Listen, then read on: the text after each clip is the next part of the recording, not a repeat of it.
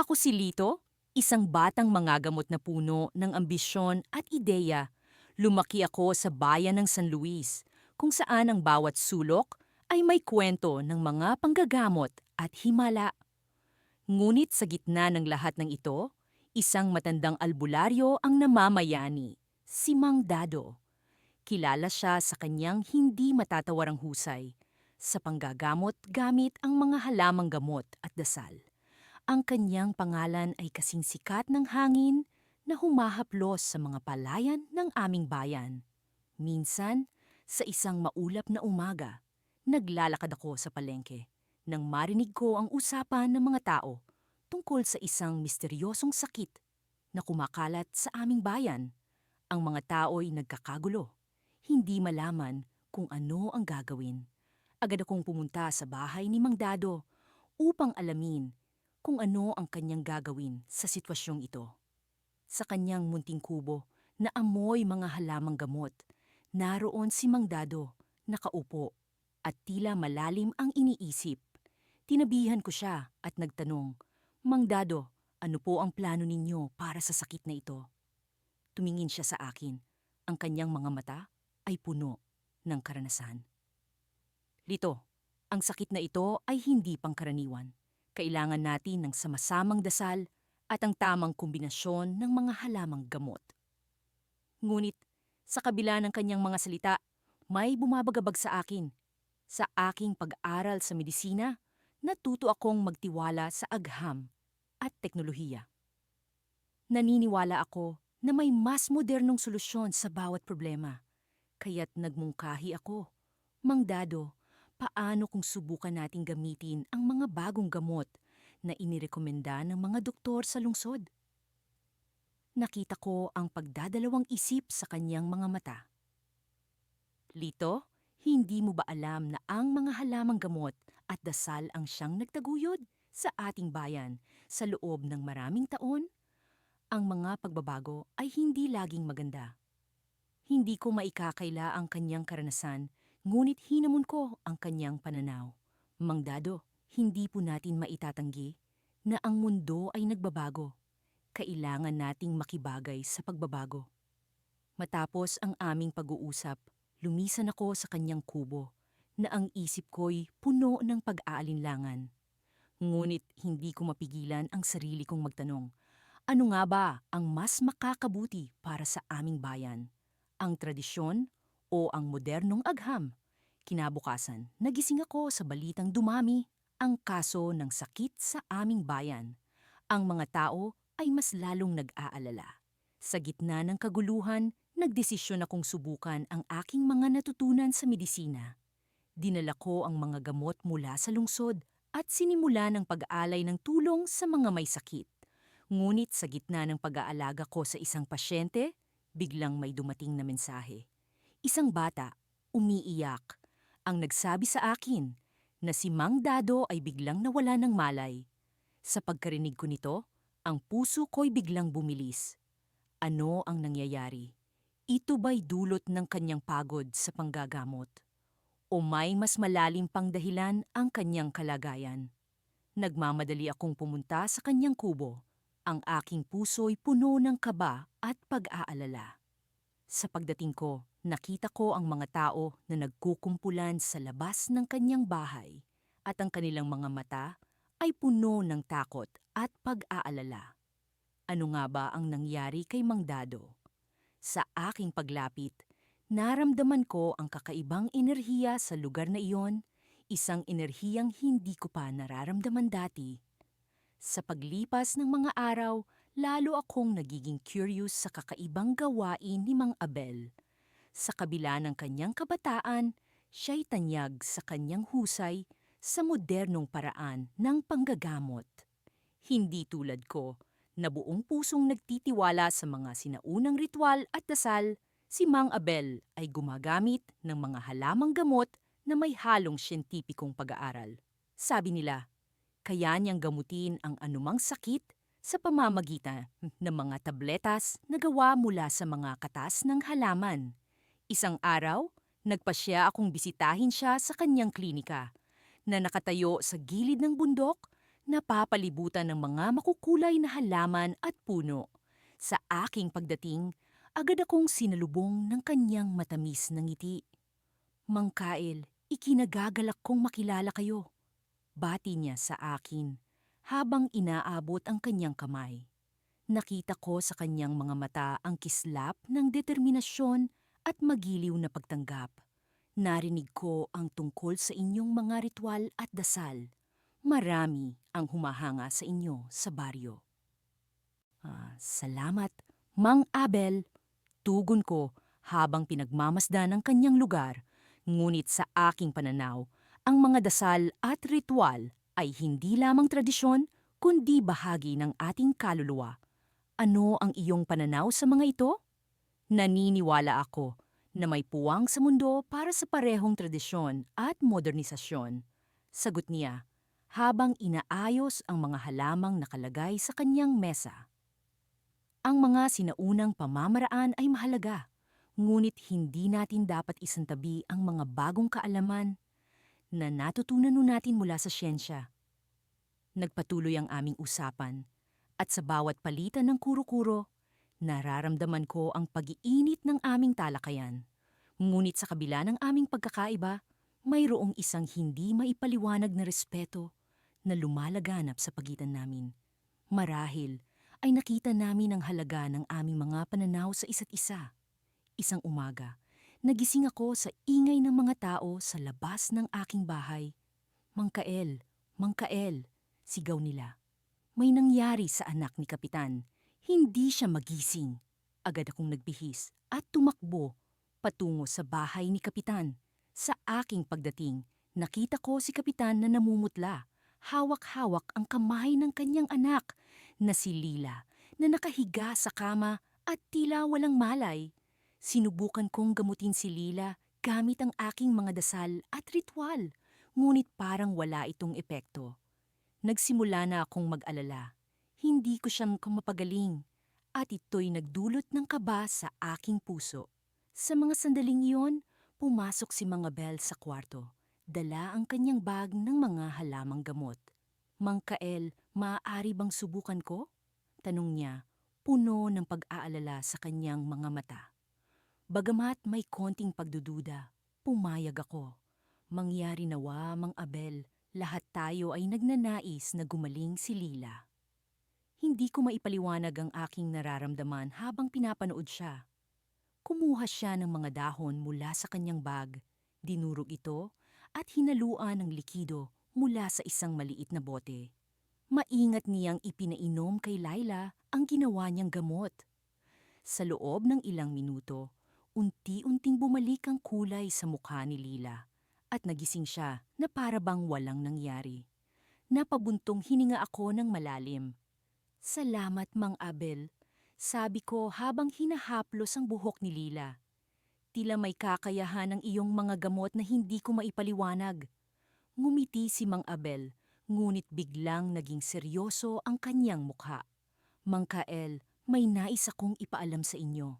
Habang pinag-aaralan ko ang mga halaman, natuklasan ko ang isang lihim na maaaring makabago sa ating pag-unawa sa panggagamot. Nagulat ako sa kanyang sinabi. Ano ang lihim na ito? Habang nag-uusap kami, biglang bumukas ang pinto ng kwarto. Pumasok ang isang matandang babae na may hawak na lumang aklat. Mang Abel, Mang Kael, kailangan ninyong makita ito, sabi niya, puno ng pag-alala sa kanyang tinig. Sa paglapit namin, ibinukas niya ang aklat at tumambad sa amin ang lumang mapa ng aming baryo. May mga nakamarkang lugar na tila may kaugnayan sa mga kakaibang kaganapan sa aming lugar. Ang mapa na ito, sabi ng matanda, ay nagsasaad ng lokasyon ng isang sinaunang halamang gamot na may kapangyarihang hindi pa natin lubos na nauunawaan. Nagkatinginan kami ni Mang Abel, puno ng pagtataka at excitement sa aming mga mata. Sa kabila ng aming pagkakaiba, mukhang nagbabadya ang isang pakikipagsapalaran na mag-uugnay sa aming mga landas. Hindi ko alam kung ano ang susunod na mangyayari, ngunit sigurado akong may isang bagay na naghihintay para sa amin. Isang bagay na magpapabago sa aming mga pananaw at marahil ay sa aming buhay. Sa kabila ng aming mga pinagmulan, kami ni Mang Abel ay tila nagkakasundo sa isang bagay. Ang pagtuklas sa lihim ng sinaunang halamang gamot na ito ay maaaring ang susi sa aming hinaharap. Ngunit ang tanong ay, Ingma, hay ka, ano ang kapangyarihan na dala nito? At paano nito mababago ang aming mundo? Sa kabila ng aking edad at karanasan, hindi ko pa rin lubos na maunawaan kung bakit tila isang espasyo ang namamagitan sa akin at sa batang mga gamot. Siya si Andoy, nakilala sa aming baryo bilang may kakaibang pamamaraan sa pagpapagaling. Ako, si Mang Tomas, ang matandang albularyo na palaging umaasa sa mga sinaunang ritual at paniniwala. Sa bawat hakbang ko patungo sa kanyang kubo, ramdam ko ang bigat ng alitan naming dalawa. Sa tuwing kami magtatagpo, tila may alingas-ngas na bumabalot sa paligid. Isang umaga, habang abala ako sa pangangalap ng mga halamang gamot sa gilid ng ilog, narinig ko ang mga yabag na papalapit. Si Andoy, na may bitbit na basket na puno ng sariwang dahon ng sambong, ay tila nag-aalangan sa kanyang paglapit. Sa kanyang mga mata, may kislap ng pag-usisa, ngunit may halong pag-aalinlangan. "Magandang araw, Mang Tomas," bati niya. "Magandang araw din, Andoy. Ano ang maidudulot ko sa iyo?"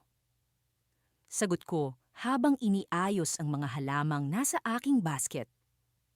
"Gusto ko sanang malaman kung paano mo ginagamit ang mga halamang iyan sa iyong mga paggamot." Wika niya, na may halong kaba. Napangiti ako ng bahagya. Sa kabila ng aming pagkakaiba, naramdaman ko ang kanyang sinseridad. Nagsimula akong magpaliwanag tungkol sa mga gamit ng bawat halaman, kung paano ko ito itinatanim at inaalagaan. Hindi ko akalain na sa aming pag-uusap, makikita ko ang kanyang taus-pusong interes. "Alam mo, Andoy," sabi ko, "ang bawat halaman ay may sariling espiritu na kailangan mong pakinggan. Hindi ito basta ginagamit. Nararapat itong igalang." Tumango siya, na tila may naiisip na malalim. "Iba ang ginagawa ko, Mang Tomas.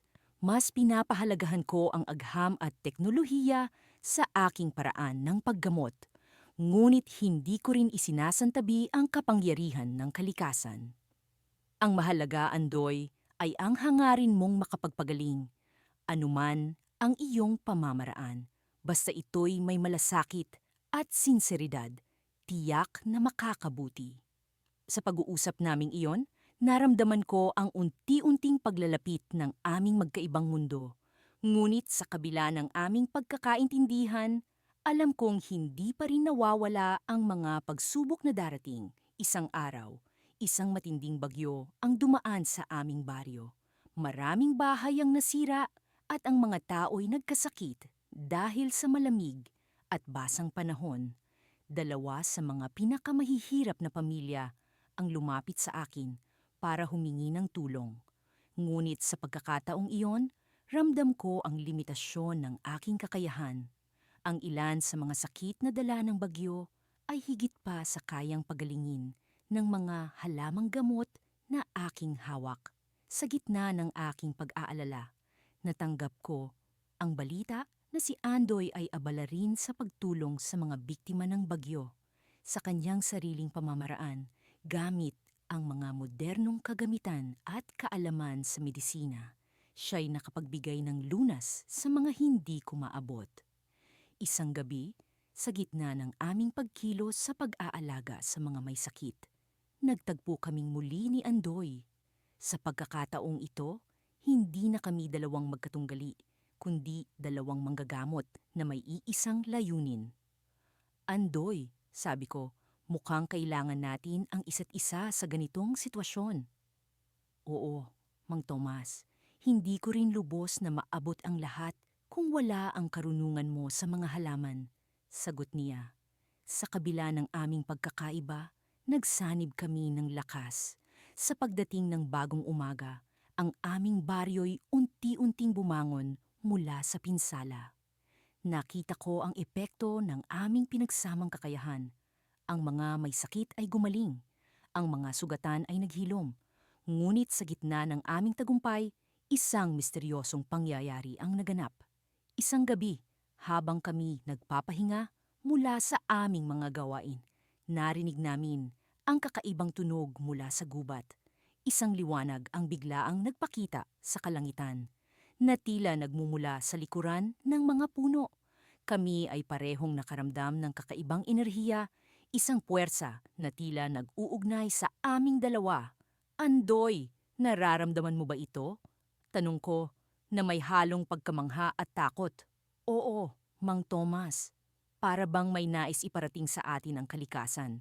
Sagot niya habang pinagmamasdan ng liwanag. Sa aming pagtayo sa harap ng liwanag, naramdaman namin ang isang pagsasanib ng aming mga pananaw at kakayahan. Ang puwersang iyon, na tila isang mensahe mula sa mga espiritu ng kalikasan, ay nagbigay sa amin ng pag-unawa na ang aming pagkakaiba ay hindi hadlang, kundi tulay upang makamit ang mas malawak na paraan ng pagpapagaling. Ngunit sa likod ng liwanag, may aninong nagkukubli. Isang misteryosong figura ang biglang lumitaw, na tila may daladalang lihim na maaaring magdulot ng bagong pagsubok sa aming pagkakaibigan at sa aming baryo. At sa pagdating ng figurang iyon, kami parehong napaisip. Ano nga ba ang tunay na mensahe ng kalikasan at paano namin ito haharapin? Sa silong ng naglalakihang mga puno ng akasya, ang aming buhay ay patuloy na umiikot sa mga ritual at paniniwala. Ako si Kaloy, isang matandang albularyo na matagal ng tahimik na naninirahan sa gilid ng sapa. Sa kabila ng aking edad, ang mga hakbang ko sa landas ng kagubatan ay nananatiling matatag. Pinipilit na ipagpatuloy ang aming mga sinaunang praktika. Sa kabila ng aking kakayahan, ang mga tao sa baryo ay nagsimulang mag-alinlangan sa akin, lalo na sa pagdating ni Miguel, isang batang mga gamot na tila may kakaibang paraan ng pagpapagaling. Si Miguel ay mula sa lungsod, dalubhasa sa makabago at siyentipikong pamamaraan ng panggamot. Sa kabila ng aming magkasalungat na pananaw, hindi ko maikakaila ang kanyang kasanayan. Ang mga tao sa baryo ay unti-unting lumipat sa kanya, tinutugunan ang kanilang mga sakit na parang mga himala. Habang inaalala ko ang aking mga lumang kasanayan, nararamdaman ko ang unti-unting pagguho ng aking mundo. Isang araw, nagpasya akong harapin si Miguel, hindi para sa debatihan, kundi para sa pag-uusap na sana'y magdala ng pag-unawa. Hindi ko alam kung bakit, pero may kung anong humihila sa akin patungo sa kanya. Sa pagdating ko sa kanyang klinika, ang amoy ng alkohol at mga gamot ay sumalubong sa akin. Napansin niya ang aking pagdating at ngumiti siya, isang angiti na tila puno ng kumpiyansa, ngunit may bahid ng paggalang. Kaloy, magandang umaga, bati niya. Ano ang maipaglilingkod ko sa iyo? Miguel, sagot ko, gusto ko lang sanang malaman ang iyong pananaw sa mga bagay-bagay. Pareho tayong nagsisilbi sa mga tao, ngunit tila magkaibang daan ang ating tinatahak. Nagsimula kaming mag-usap, ipinaliwanag niya sa akin ang kanyang pinaniniwalaan. Ang agham na bumabalot sa kanyang mga paraan. Hindi ko maikakaila, may mga bagay siyang nabanggit na bago sa akin, mga konsepto na hindi ko pa naririnig. Ngunit sa kabila ng lahat, naniniwala pa rin ako sa bisa ng aming mga sinaunang ritual, sa kapangyarihan ng kalikasan at espiritu. Habang nag-uusap kami, napansin ko ang isang kakaibang bagay. Sa likod ni Miguel, may isang lumang libro na tila isang sinaunang aklat ng mga ritual. Pamilyar sa akin ang disenyo ng pabalat at sa sandaling iyon, naramdaman ko ang kakaibang koneksyon. Hindi ako sigurado kung bakit naroon ang aklat na iyon, ngunit tila may bagay na hindi pa napapahayag si Miguel.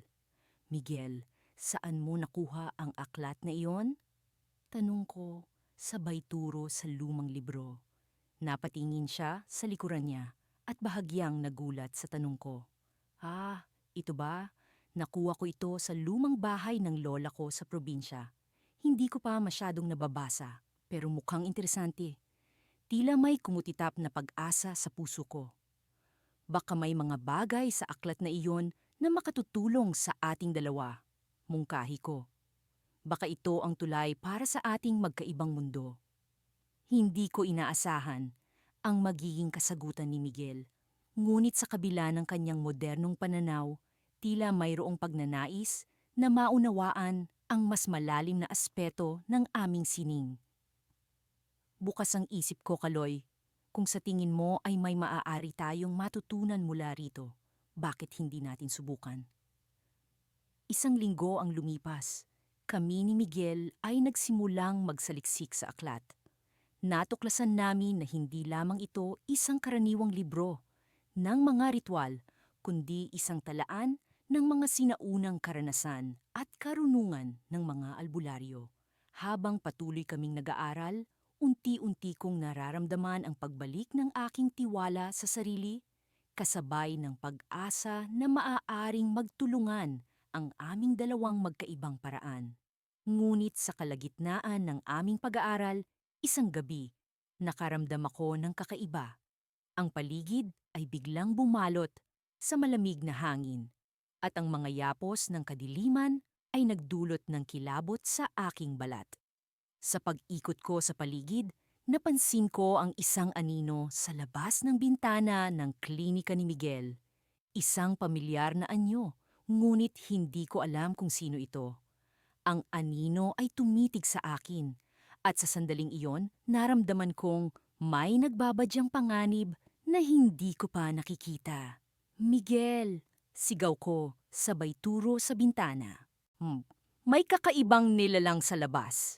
Nagmadali kaming lumabas, ngunit sa aming pagdating, wala na ang anino. Tanging ang malamig na hangin at ang mahiwagang katahimikan ang naiwan. Sa kabila ng aming pag-aral at pag-unawa sa aklat, tila may mga puwersang hindi pa namin ganap na nauunawaan. Ang aming paglalakbay ay hindi pa tapos. At sa hinaharap, alam kong may mga pagsubok pang darating na susubok sa aming lakas at pananampalataya. Sa gitna ng aming paglalapit ng dalawang mundo, alam kong ang tunay na laban ay nagsisimula pa lamang. Ako si Isagani, isang batang mga gamot na nagsisimula pa lamang sa aking paglalakbay sa daigdig ng panggagamot. Sa kabila ng aking kabataan, hindi ko maitatanggi ang aking pagnanasa na matutunan ang lahat ng kaalaman tungkol sa pagpapagaling gamit ang mga halamang gamot at mga dasal na ipinamana sa amin ng aming mga ninuno. Subalit, sa kabila ng aking kagustuhan, ang daan patungo sa karunungan ay tila nababalot ng komplikadong mga landas.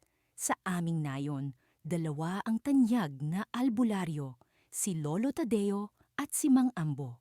Si Lolo Tadeo ay kilala sa kanyang tradisyonal na paraan ng pagpapagaling. Mahigpit siyang naniniwala sa bisa ng mga sinaunang ritual at paniniwala. Si Mang Ambo naman, bagamat bago sa nayon, ay may dalang modernong pag-unawa sa panggagamot. Mas bukas siya sa mga bagong teknolohiya at pananaliksik. Nang araw na iyon, nagpasya kong bisitahin si Lolo Tadeo. Nais kong mas makilala ang kanyang mga pamamaraan at kung paano niya natutunan ang mga ito mula sa kanyang mga ninuno. Sa kabutihang palad, maluwag niya akong tinanggap sa kanyang munting kubo na puno ng iba't ibang uri ng halamang gamot at mga panalangin na nakasulat sa mga lumang papel. Isagani, bati ni Lolo Tadeo sa akin habang iniayos niya ang kanyang mga gamit. Ano ang nais mong malaman? Lolo, paano po ba ninyo natutunan ang lahat ng ito? At bakit po ninyo pinili ang daang ito sa kabila ng mga pagbabago sa mundo? Tanong ko, puno ng pagkamangha. Ngumiti si Lolo Tadeo, tila ba binabalikan ang kanyang nakaraang mga alaala. Ang panggagamot ay hindi lamang tungkol sa mga halamang gamot o sa mga dasal. Ito ay tungkol sa koneksyon sa ating mga ninuno at sa kalikasan. Ang mga ritual na ito ang nag-uugnay sa atin sa kanila. Bagamat may kahulugan ang kanyang mga salita, hindi ko maiwasang isipin ang mga sinasabi ni Mang Ambo. Naalala ko ang kanyang mga pahayag tungkol sa modernong medisina at kung paanong ang teknolohiya ay may kakayahang palakasin ang bisa ng mga tradisyonal na pamamaraan. Nagpaalam ako kay Lolo Tadeo at nagtungo kay Mang Ambo. Sa kanyang klinika, natagpuan ko siya na abala sa pag-aral ng mga bagong pananaliksik. Namangha ako sa kanyang mga kagamitan, mga makabagong aparato na hindi ko pa nakikita. Isagani! Halika, tingnan mo ito! Sigaw ni Mang Ambo habang ipinapakita niya sa akin ang isang bagong tuklas na teknolohiya sa pagdiagnose ng sakit. Napakalaki ng potensyal nito sa pagpapabuti ng ating panggagamot. Hindi ko mapigilang magtaka. Mang Ambo, paano niyo po nasisigurado na ang mga bagong teknolohiyang ito ay kaakibat ng ating tradisyon?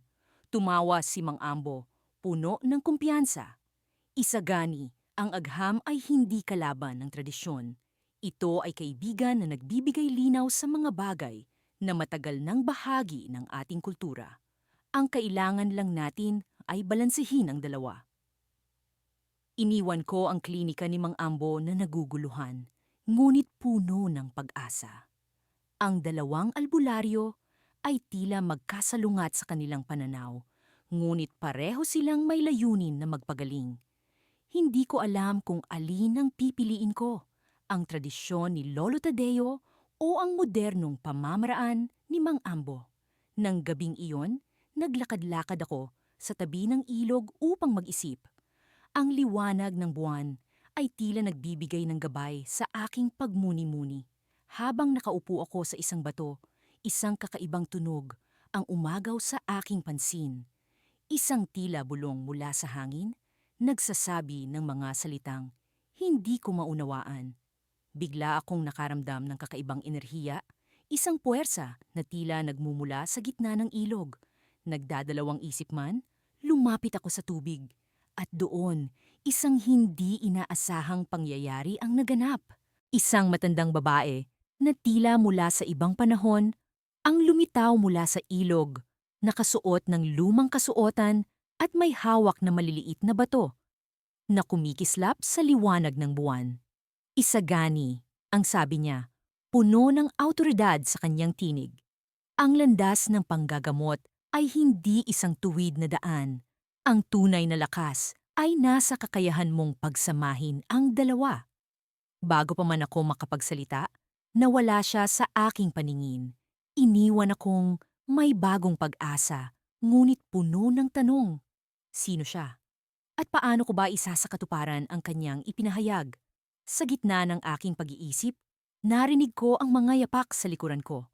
Tumalikod ako, at sa aking pagkagulat, naroon si Lolo Tadeo at Mang Ambo, magkasamang nakatayo. Tila ba nagkakaisa sa isang layunin na hindi ko palubos na nauunawaan. Sa pagkakataong ito, naramdaman kong parang may nagbago sa hangin. Parang may bumalot na kakaibang enerhiya sa paligid.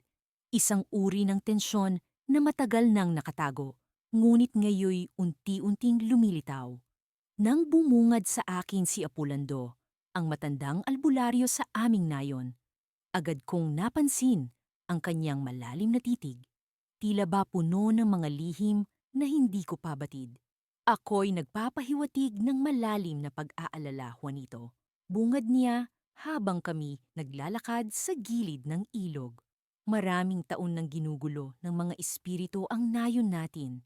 Ngunit ngayong gabi, naramdaman kong mas matindi ang kanilang presensya. Hindi ko alam kung paano sasagutin si Apolando. Sa mga nakaraang linggo, simula nang ako'y naging mangagamot sa ilalim ng kanyang pangangalaga, marami akong natutunan tungkol sa mga sinaunang paraan ng pagpapagaling. Gayunpaman, may bahagi ng aking sarili na hindi lubos na naniniwala sa mga kwento ng espiritu at mga kaluluwang ligaw. Marahil, ito'y dulot ng aking modernong edukasyon, ngunit hindi ko maitatanggi na may mga pagkakataon na ako'y naguguluhan sa pagitan ng tradisyonal na kaalaman at ng mga makabagong konsepto. Ano po ang dapat nating gawin na po?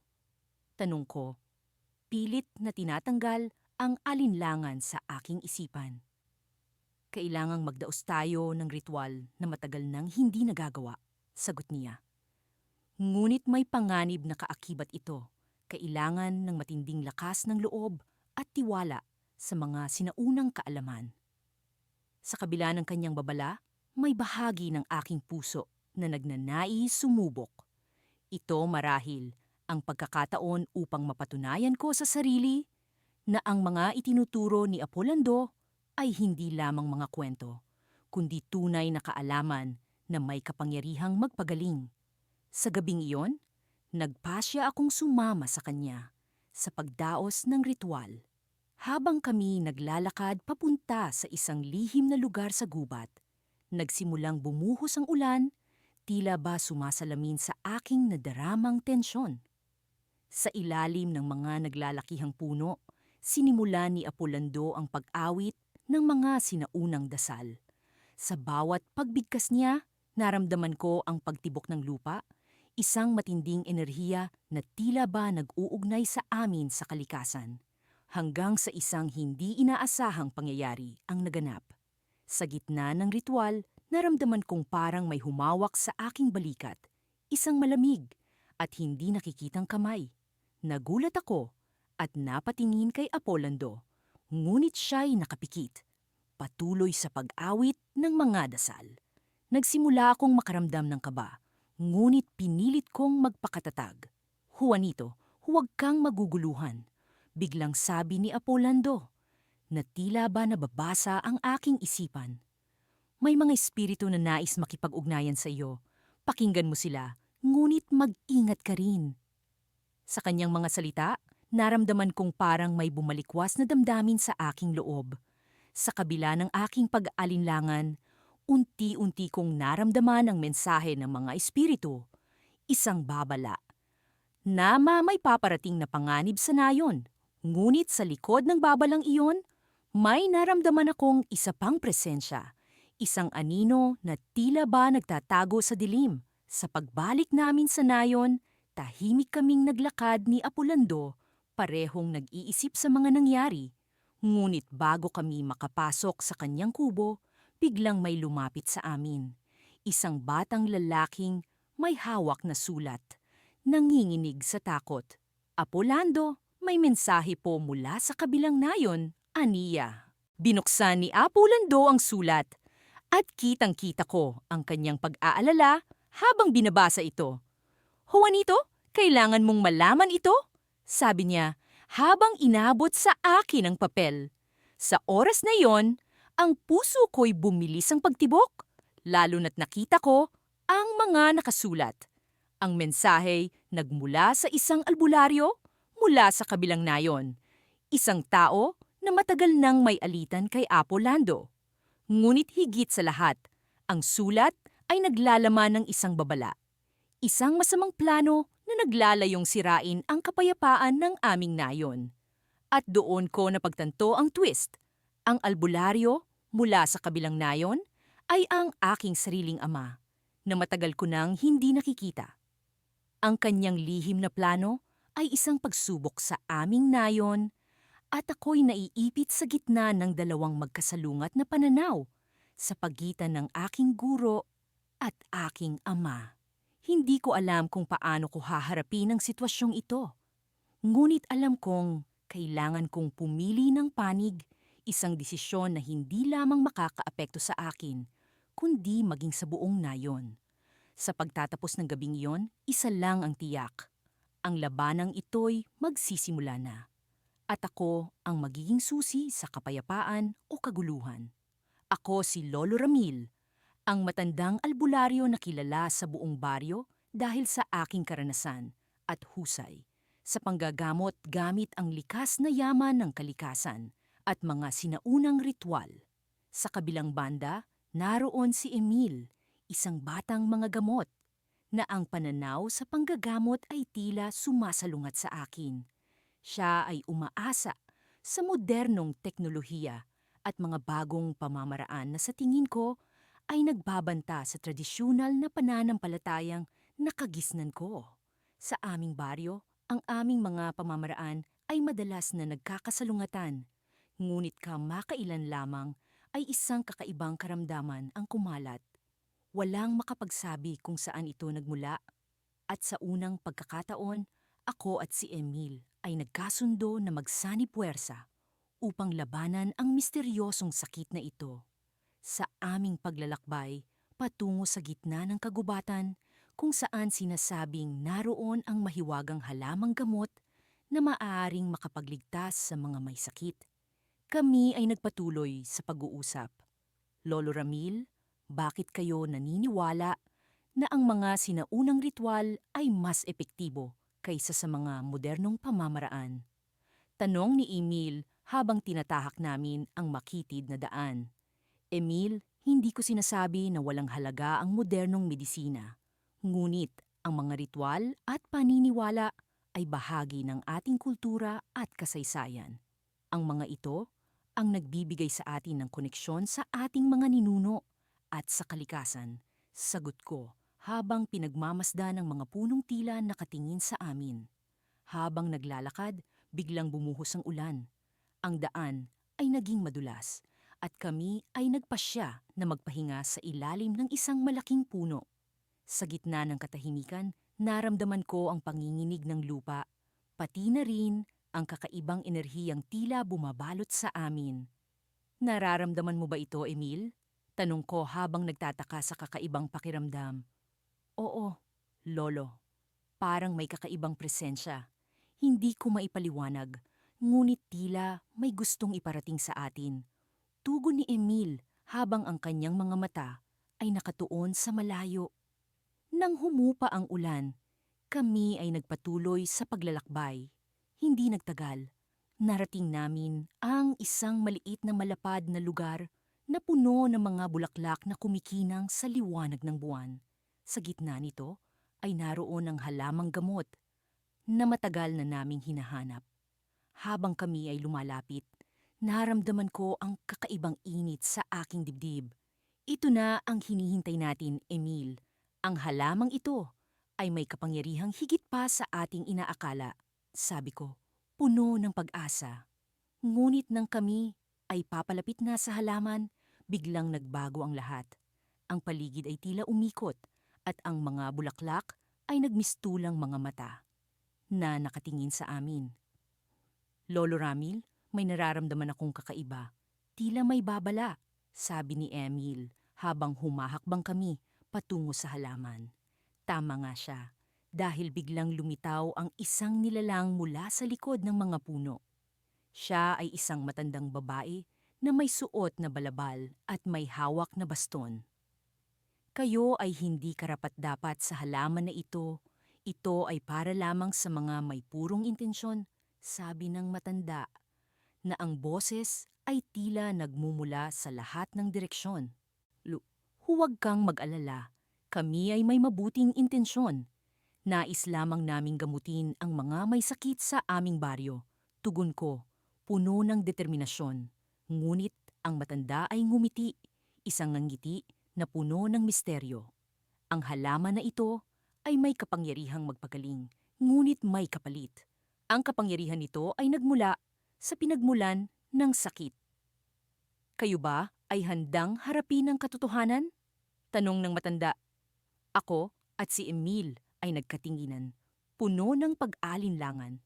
Sa huli, kami ay nagpasya na kunin ang halaman, ngunit alam naming ang desisyon na ito ay may kaakibat na panganib. Habang kami ay paalis, naramdaman namin ang kakaibang enerhiya na tila nag-uumpisa ng bumalot sa amin. Ano kaya ang ibig sabihin ng matanda, Lolo Ramil? Baka may hindi tayo alam. Tanong ni Emil habang kami ay naglalakad pabalik sa baryo. Hindi ko alam, Emil, ngunit alam ko na ang halaman ay may kapangyarihan at ito ay magagamit natin. Ngunit kailangan nating mag-ingat Sagot ko habang iniisip ang mga posibilidad. Sa aming pagbalik, kami ay sinalubong ng mga tao sa baryo na puno ng pag-asa. Ngunit sa likod ng kanilang mga ngiti, naroon ang tanong at pag-aalinlangan. Ang halaman na aming nakuha ay magdadala kaya ng kagalingan o mas higit pang panganib? Habang iniisip ko ito, naramdaman ko ang kakaibang enerhiyang bumabalot sa aming paligid. Ang hangin ay tila nagbago at ang mga puno ay tila nag-uusap. Sa likod ng aming paglalakbay, naroon ang isang katanungan na hindi ko mahanapan ng kasagutan. Ano nga ba ang kapalit ng kapangyarihang ito at sino ang tunay na kalaban? Ang aming pagkakaisa ay nagbunga ng pag-asa, ngunit sa likod ng bawat hakbang ay naroon ang misteryong bumabalot sa aming landas. Ang sagot ay nasa harap lamang namin, ngunit kailangan naming tuklasin ito sa tamang panahon. Sa likod ng aming paglalakbay, isang bagong yugto ang naghihintay. Isang yugto na puno ng misteryo at ang hindi inaasahang kaganapan na magdadala sa amin sa tunay na liwanag o sa kadiliman. Sa kabila ng mga alingasngas sa baryo tungkol sa aming pagtatalo, patuloy akong naglalakbay sa landas ng pagiging albularyo. Maraming taon na ang lumipas mula nang una kong makilala si Amang Hugo, ang kilalang matandang albularyo ng aming bayan. Ang kanyang mga pamamaraan ay laging tradisyonal, nakabatay sa mga lumang paniniwala at ritual na minana pa mula sa kanyang mga ninuno.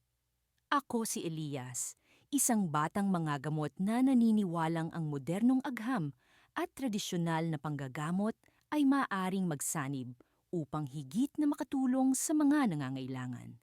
Nagsimula ang aming alitan nang ipakilala ko sa kanya ang isang bagong paraan ng panggagamot na aking natutunan mula sa isang seminar sa lungsod. Ginagamit ang mga halamang gamot na ipinatunaw sa alkohol upang maging mas puro ang kanilang bisa. Para sa akin, ito ay isang makabagong hakbang na makakatulong sa mas mabilis na paggaling ng mga may sakit. Ngunit para kay Amang Hugo, ito ay isang kalapastanganan sa mga sinaunang kasanayan. Hindi ko malilimutan ang araw na iyon. Sa ilalim ng puno ng mangga kung saan madalas kaming magpulong, sinabi niya sa akin, Elias, ang mga halamang gamot ay may sariling espiritu. Pinatatahimik mo ang kanilang tinig sa pamamagitan ng iyong mga teknolohiyang pamamaraan. Nagpatuloy siya. Ang tunay na albularyo ay hindi lamang naggagamot ng katawan, kundi pati ng kaluluwa. Sa mga sumunod na araw, lalo pang tumindi ang aming pagtatalo. Hindi ko maikakaila. May mga pagkakataon na nag-aalinlangan ako sa aking mga paniniwala, lalong-lalo na kapag nakikita kong epektibo ang mga ritual ni Amang Hugo sa mga pasyente. Subalit, batid ko rin na sa mga pagkakataong hindi gumana ang kanyang mga dasal at ritual, ang aking makabagong pamamaraan ng paggamot ang nakapagligtas sa buhay. Isang araw, isang batang babae ang dinala sa aming baryo. Siya ay naglalagnat at tila nawawala sa sarili. Nagmakaawa ang kanyang ina na tulungan namin siya. Agad kaming kumilos ni Amang Hugo, bawat isa sa amin ay may sariling paraan ng paglapit sa kaso. Siya ay nagdasal ng mga orasyon, samantalang ako ay gumagamit ng mga gamot na aking inihanda. Habang patuloy kaming nagagamot, napansin ko ang kakaibang paggalaw ng hangin sa paligid.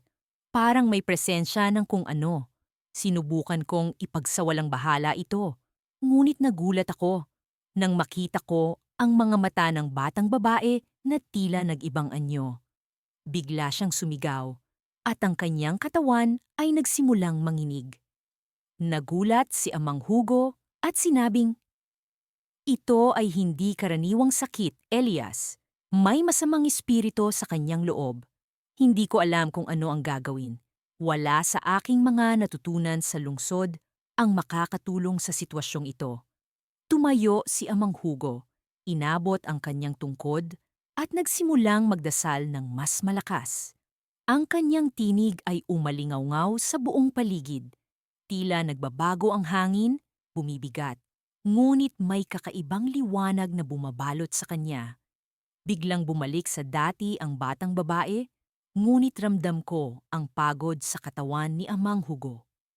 Amang Hugo, ano ang nangyari? Tanong ko, nanginginig pa rin sa takot. May mga bagay na hindi mo maipapaliwanag ng agham, Elias. Sagot niya. Ang espiritu ng kalikasan ay buhay na buhay, at minsan, sila ay nagiging bahagi ng ating mundo. Habang nag-uusap kami, bigla kong naramdaman ang kakaibang init sa aking bulsa. Inabot ko ito at nakita ang isang maliit na bato na matagal nang iniwan ni Amang Hugo sa akin. Isa itong bato na ginagamit sa kanyang mga ritual. Sa pag-aakalang isa lamang itong alaalang walang halaga, hindi ko ito binigyang pansin. Ngunit sa pagkakataong iyon, tila buhay ito sa aking kamay. Nagliliwanag at nagiinit. Napatingin si Amang Hugo sa bato at sa kanyang mga mata ay may halong gulat at pagkamangha. Elias, hindi ko alam na ikaw ay pinili. Bulong niya, tila hindi makapaniwala. Pinili? Ano ang ibig mong sabihin, Amang Hugo? Tanong ko, puno ng pagtataka. Ngunit bago pa niya masagot ang aking tanong, isa na namang kakaibang hangin ang dumaloy. At sa aming harapan, isang lumang aklat ang lumitaw mula sa alikabok. Isang aklat na matagal na niyang hinahanap na naglalaman ng mga lihim ng sinaunang panggagamot. Sa aking mga mata, ang aklat ay tila nag-aanyaya. Pumipintig kasabay ng bato sa aking kamay. Ang aklat na ito, nagsimula si Amang Hugo, ngunit bigla itong nawala na parang usok na tinangay ng hangin. Elias, ang iyong landas ay hindi karaniwan. May kapangyarihan sa loob mo na kailangan mong tuklasin. Sa hindi inaasahang pangyayari, napagtanto ko na ang aming pagtatalo ni Amang Hugo ay simula pa lamang ng mas malalim na kabanata. Ang aking mga paniniwala at ang kanyang tradisyon ay maaaring magkaiba, ngunit sa mga mata ng mas mataas na puwersa, kami ay iisa. Ngunit paano ko matutuklasan ang kapangyarihang iyon? At ano ang kahulugan ng lumang aklat at bato? Ang aming landas ay puno ng misteryo.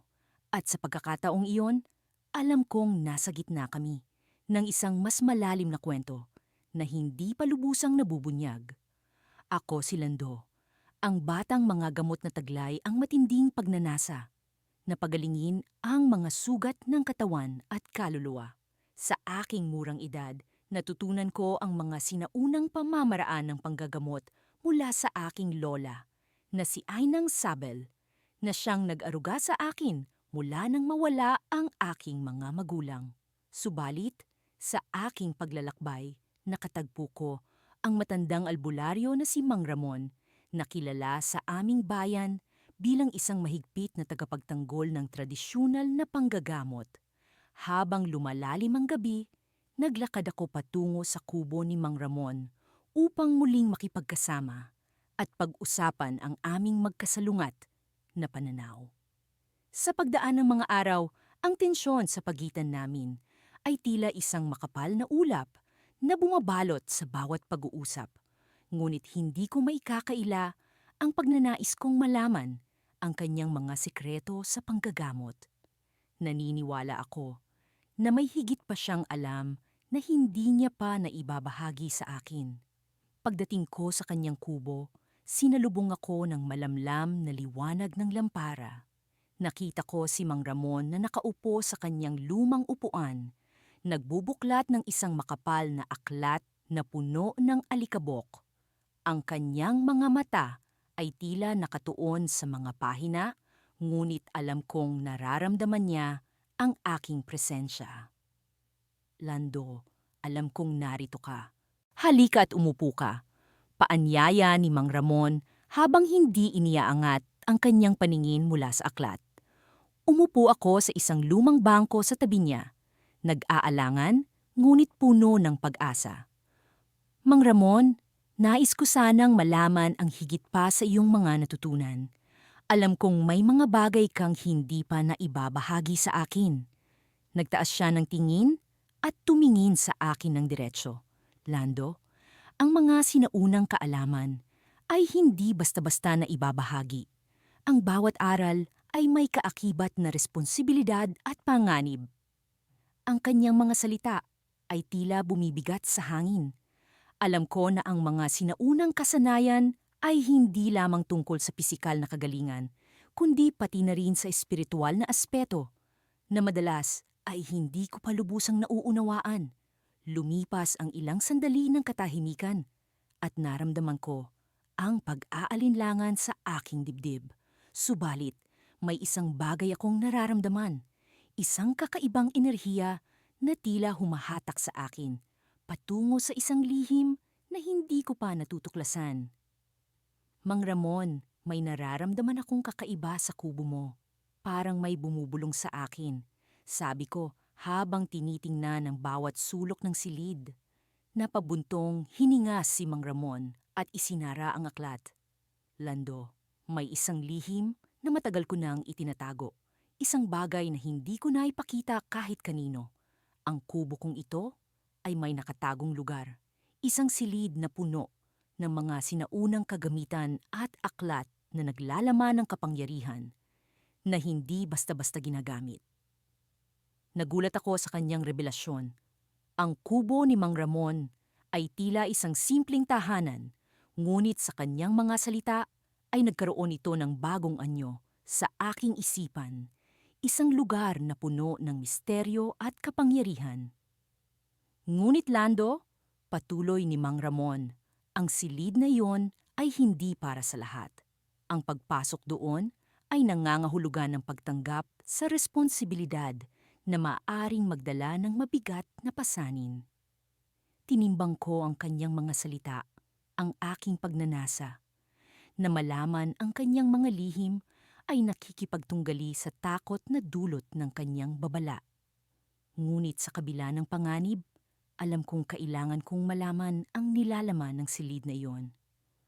Mang Ramon, handa akong harapin ang anumang responsibilidad kapalit ng kaalamang iyan.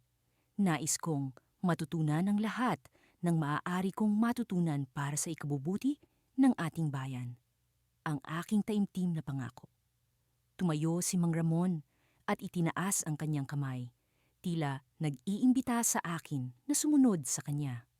Kung gayon, Lando, ipapakita ko sa iyo ang daan.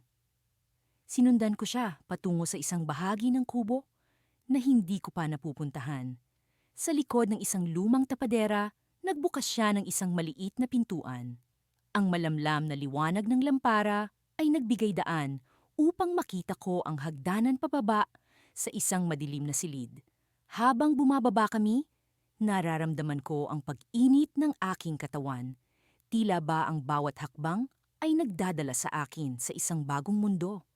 Ang silid sa ilalim ay puno ng mga lumang kagamitan, mga sinaunang aklat, at mga simbolo na hindi ko pa nakikita. Ngunit sa gitna ng lahat ng ito, may isang bagay na umagaw ng aking pansin. Isang lumang kahon na tila may kakaibang enerhiya. Lando, pulong ni Mang Ramon, ang kahon na iyan ay may taglay na kapangyarihan na hindi mo pa nauunawaan. Ngunit dapat kang mag-ingat. Ang kapangyarihan nito ay may kakayahang magdulot ng pag-unlad o kapahamakan. Sa kanyang mga salita ay nag-umpisa ang isang paglalakbay na hindi ko inaasahan. Habang lumalapit ako sa kahon, naramdaman ko ang kakaibang enerhiya na tila bumabalot sa akin. Sa aking paghawak dito, ang mundo ay tila nag-iba. Isang pag-ikot na nagdala sa akin sa isang lugar kung saan ang oras ay tila tumigil. At sa isang kisap mata, naramdaman ko ang isang presensya, isang bagong albularyo, na tila bumubulong sa akin mula sa kawalan. Sino siya? Bakit narito siya? Ang mga tanong na ito ay lumutang sa aking isipan habang unti-unting bumabalik ang liwanag sa paligid. Narating ko ang isang bahagi ng kwento kung saan ang mga kasagutan ay tila nakatago sa mga anino ng lumang silid. Ngunit sa kabila ng lahat, alam ko na ang aking paglalakbay ay nagsisimula pa lamang. Sa loob ng mahabang panahon, ang aming baryo ay naging saksi sa dalawang magkasalungat na puwersa ng pagpapagaling.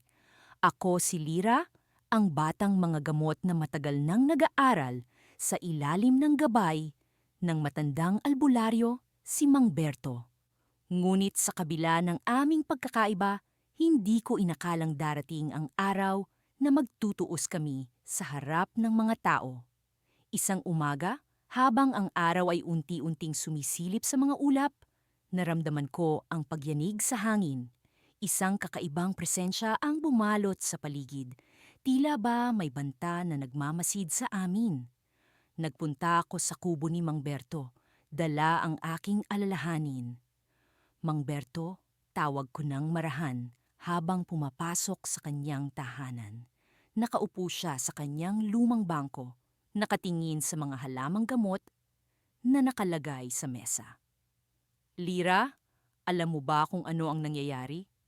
Tanong niya agad, hindi na nagaksaya ng panahon. Alam kong siya rin ay nababahala. May nararamdaman akong kakaiba, isang puwersang hindi natin kontrolado. Sagot ko, hindi ko alam kung paano ito lalabanan. Tumayo si Mang Berto, itinuro ang isang bahagi ng mesa kung saan nakalatag ang isang lumang aklat. Sa loob ng aklat na ito ay naroon ang sagot sa ating mga tanong. Ngunit, tandaan mo, Lira, ang aklat na ito ay may kapangyarihan na hindi dapat abusuhin.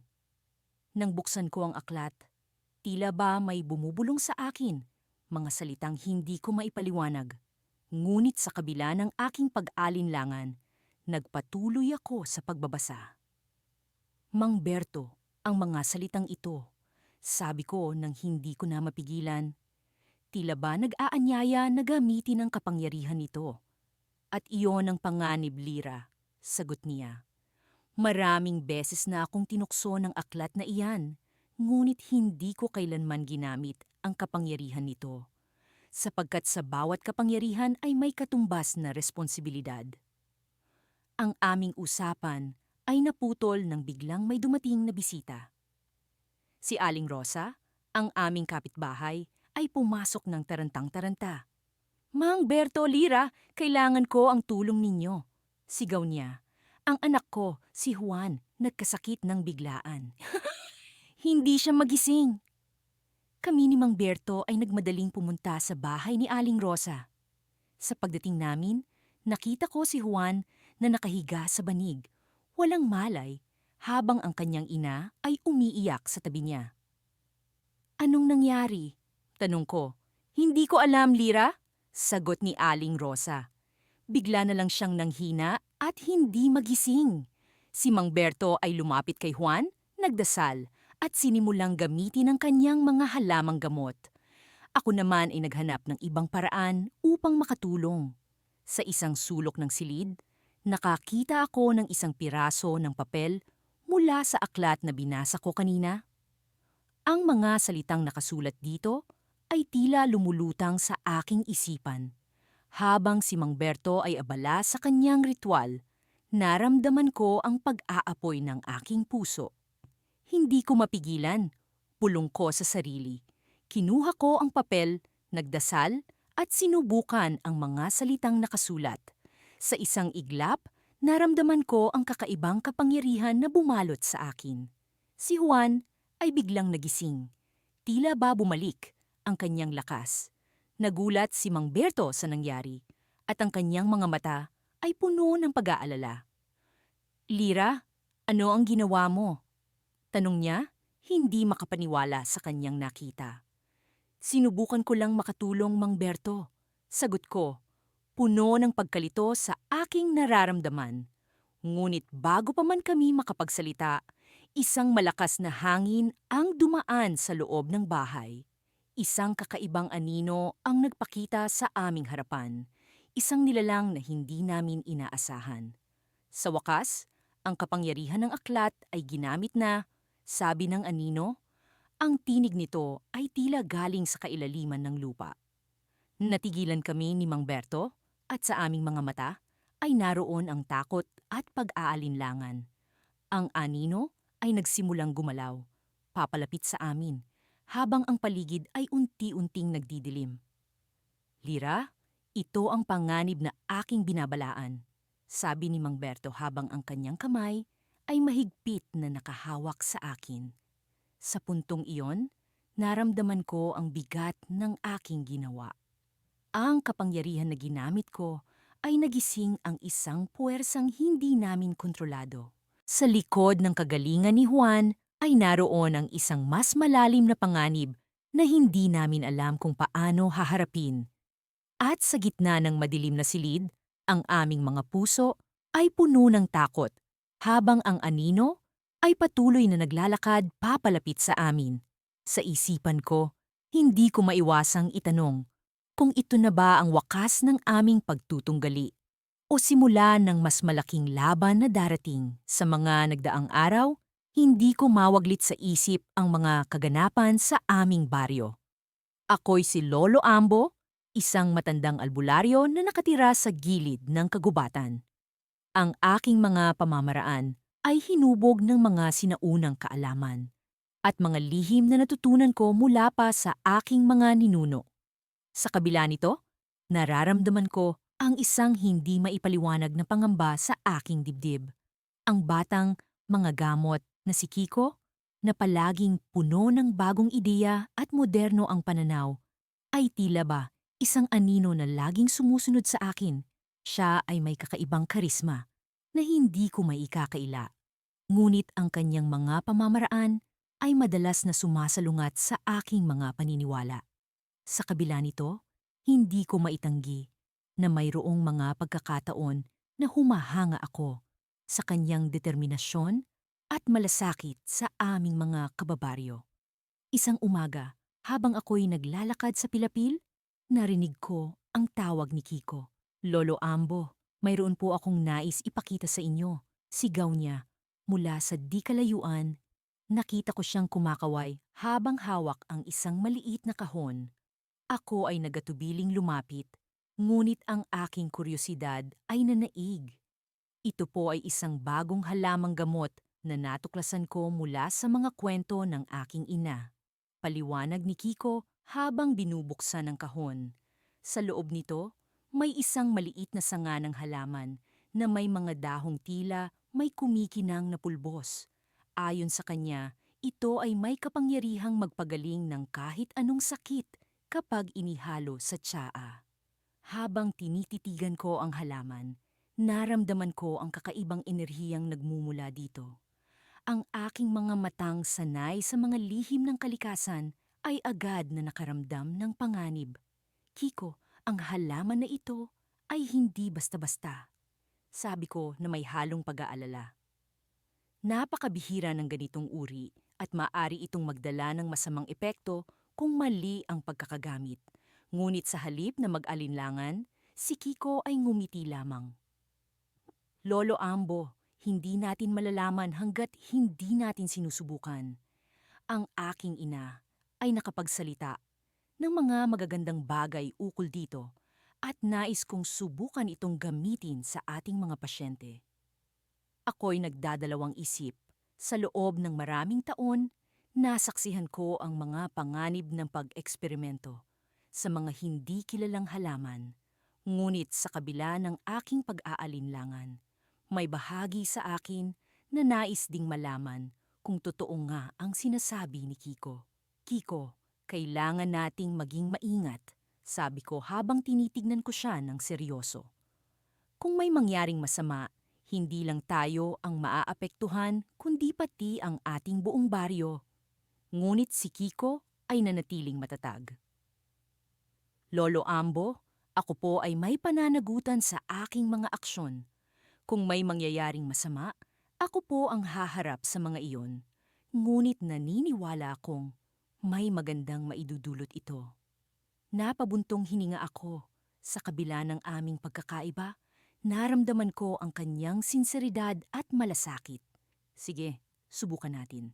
Pero sisiguraduhin natin na tayo'y handa sa anumang maaaring mangyari." Nagsimula kaming maghanda ng mga kagamitan para sa aming eksperimento. Habang inaayos namin ang mga dahon at pinaghalong tsaa, narinig ko ang kaluskos mula sa likod ng kubo. Agad akong napalingon, ngunit wala akong nakita. Kiko, naramdaman mo ba iyon? Tanong ko habang pinapakinggan ang paligid. Ngunit bago pa man siya makasagot, biglang bumukas ang pinto ng kubo at lumitaw ang isang matandang babae na may dalang baston. Siya ay nakasuot ng puting damit na parang mula sa ibang panahon. Mag-ingat kayo, ang babala ng matanda habang nakatitig sa amin. Ang halaman na yan ay may lihim na hindi ninyo batid. Ang bawat dahon ay may kuwento ng mga kaluluwang nasaktan at naghirap.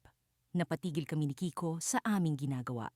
Ang kanyang mga mata ay puno ng pagtataka habang ako na may napuno ng takot. Sino ang matandang ito? At paano niya nalaman ang tungkol sa halaman? Bakit ninyo kami binalaan? Tanong ko sa kanya, ngunit sa halip na sumagot, siya ay lumapit at tumingin sa aking mga mata. May mga bagay na hindi dapat pakialaman, sabi niya. Ang kasaysayan ay nauulit at ang mga kaluluwa ng nakaraan ay nagmamatiyag. Sa kanyang mga salitang iyon, biglang kumulog sa langit at ang malakas na hangin ay humampas sa aming kubo. Sa isang iglap, nawala ang matanda na parang bula na nag-iwan sa amin ng maraming tanong at takot. Kiko, ano ang gagawin natin ngayon? Tanong ko, habang pinipilit kong intindihin ang mga nangyari. Ngunit si Kiko ay tila ba naguluhan din. At kami naiwan sa aming mga iniisip, walang kasagutan sa mga katanungan na bumabagabag sa amin. Sa gitna ng aming pag-aalinlangan, isang bagay lang ang malinaw. Ang halaman na ito ay may mas malalim na lihim kaysa sa aming inaakala. At sa bawat hakbang na aming gagawin, kailangan naming maging handa sa anumang maaaring mangyari.